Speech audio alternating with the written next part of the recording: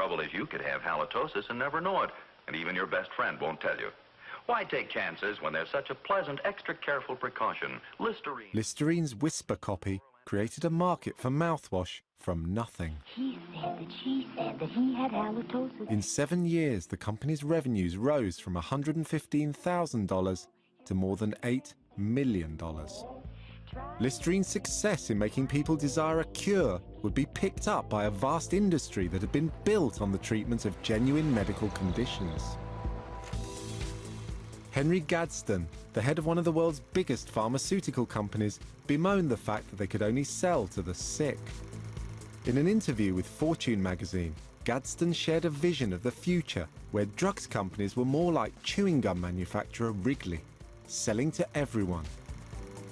To do that, they would need to scare more of us into believing we were chronically ill and in need of the relief their drugs could provide. It was a British firm that led the way.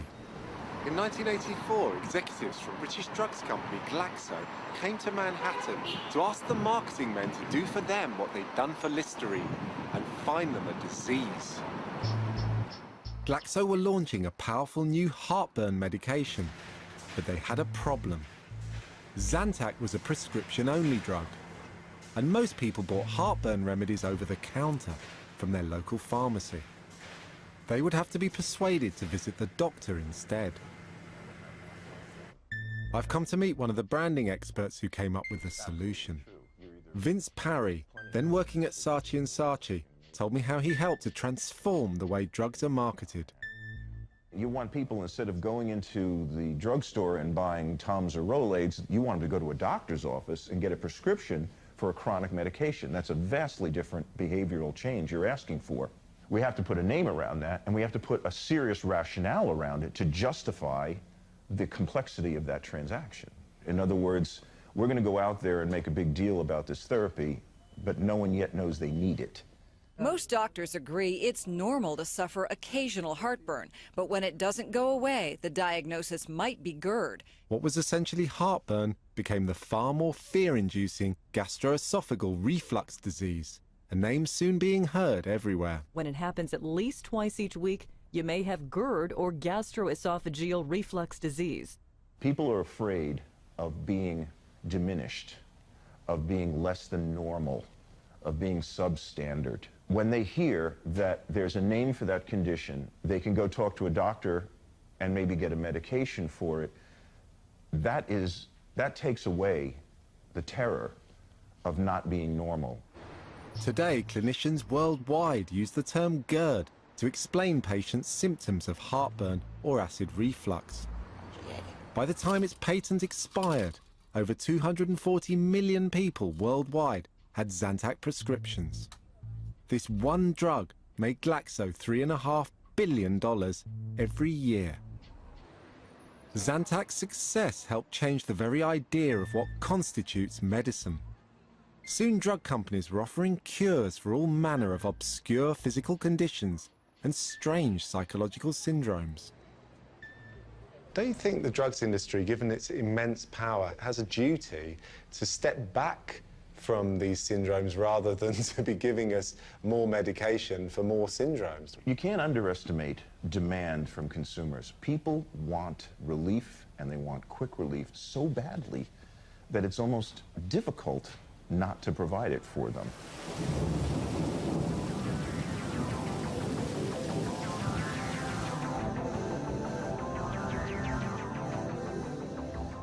Heartburn can't kill you, but heart disease certainly can. And in the late 90s, a new class of drug came on stream that would give its makers the chance to sell us the biggest wonder cure to date. They were called statins.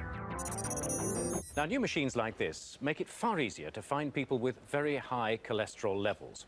And once they're found, there is a new drug that is from America and only available there, which could revolutionize their treatment. Statins could be used for the treatment of heart disease by reducing one of the risk factors that contribute to it, high cholesterol. Now, this drug could help those people by reducing the liver's ability to make cholesterol. In 2014, 8 million people in Britain alone take a statin every day. Only around a third of them have suffered from the condition that statins were invented to target, heart disease. But we can't get enough of them, because cholesterol has become a national obsession. So you just feel a sharp scratch on the finger. At specialised cardiac screening events like this, and at the GP, more of us now get checked for high cholesterol than ever before. Is cholesterol something that people worry about? Yes, I think it is a concern for people, and what we do actually see at the screenings each day is that we are able to identify people that have maybe a higher level of cholesterol. I think I had my cholesterol level done in sort of October. Well, there's quite a lot of heart disease in my family. Do you feel well in yourself? I mean, you look like a healthy chap. Yes, I feel well in myself, but never mind feeling well. You don't know what's wrong inside. I'd rather find out now. I can go home and do something about it than not find out. High cholesterol is actually just one of many factors that can lead to heart disease or stroke. But today, many of us act like it's the only one that counts. And a typical doctor's recommendation to treat it with statins seems pretty sensible. But is it? Dr. Kailash Chand is Deputy Chair of the British Medical Association and a GP with over 30 years' experience. His opinion as a GP is that millions of people have been led to feel anxious about cholesterol, and statins are being unnecessarily overprescribed. That fear kind of mentality when comes in, the easiest possible solution is go and ask doctor that measure my cholesterol. If my cholesterol is high, I need something doing about it. So it's the fear of high cholesterol and what that might do, which is actually propelling people to take the drug rather than actually the actuality of them being seriously at risk. Yeah, absolutely. Putting them on statin tablets, I think, in my view, is negligence. Dr. Chand's view may be controversial, but one thing's certain. We're obsessed with statins and cholesterol. Where did that come from? To find out, I'm going to meet the man who launched the best-selling drug of all time. In 1999, Bob Ehrlich was in charge of the consumer marketing campaign for a powerful new statin called Lipitor. With other statins already on the market, he needed a way to help his product stand out from the crowd. But the results of clinical trials that he could use to market Lipitor were still years away. It's an interesting problem we had, which was we couldn't say Lipitor prevents heart attacks. So we decided to focus on what we could focus on, which was we're the best at lowering cholesterol. And we went out and advertised that. So what was different about the Lipitor campaign from the other campaigns that were being run by the other companies? Well, the thinking was cholesterol is one of the things that consumers can understand, react to, try to lower. The more consumers know about a condition, the more educated they are, the more they're likely to take action. They caught the public's imagination with an easy-to-understand campaign that targeted their new selling point, cholesterol. Consumers remember basically one thing, and one thing only. You can't tell them a lot. They're not that interested. So you've got to hit them with what's the most important thing that they'll remember. It was a simple message the company would stick to for years. Know your number. And it was about to reach a vastly wider audience. The government came out today with new and aggressive guidelines for treating millions of Americans at risk for heart disease. Exercise, weight loss, and Eligibility for statin treatment in America at the time was determined by a committee of the National Institute of Health. This committee now lowered the threshold at which cholesterol was considered too high. exercise and diet can help. If there was a motto for the new guidelines just published today, it might be something like, how low can you go? Overnight, the number of people apparently at risk from high cholesterol rose from 13 million to 36 million. The result for the drugs industry was clear, wasn't it? It was ka-ching. Well, if the numbers trebled, I think that was a decision that the healthcare experts made. The more people that take statins, the better off society will be. Lipitor's manufacturer, Pfizer, had financial ties to 6 of the 7 committee members who made the decision to lower the cholesterol threshold. In Europe, including Britain, Cholesterol guidelines were also soon being lowered, but the drugs companies needed a different tactic to reach consumers. Here, direct advertising of drugs is banned, so they worked with patient groups and charities to get their message out. Broadcast in France and Canada, this hard-hitting public awareness film tells in reverse the tale of what could happen if we don't get checked.